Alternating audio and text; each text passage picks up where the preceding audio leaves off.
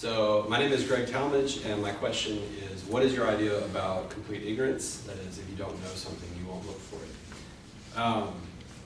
To preface this, I think the phrase that comes to mind for me is one that I've heard professors and people all my life talk about. And it's just kind of a description of somebody where you say, this person knows enough to be dangerous.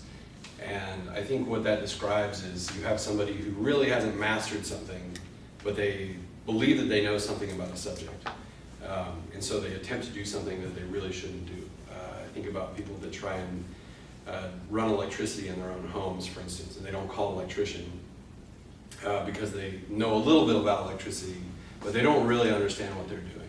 And how I relate it to this question is, if you don't know anything, I think actually you're at a pretty good starting point, because then you know that, well, I guess if you don't know that you don't know anything, then you're just up a creek.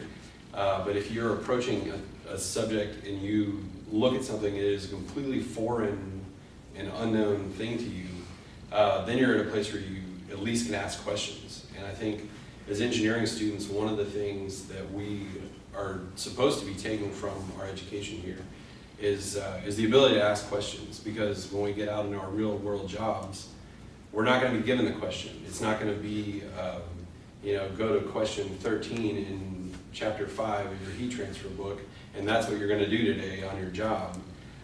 You're going to have to kind of decide what the questions are, and it may be a subject that you don't know anything about. And so ultimately you have to relate it to something that maybe you do know something about. And my name is Greg Talmage, and ultimately that is how I feel about complete ignorance.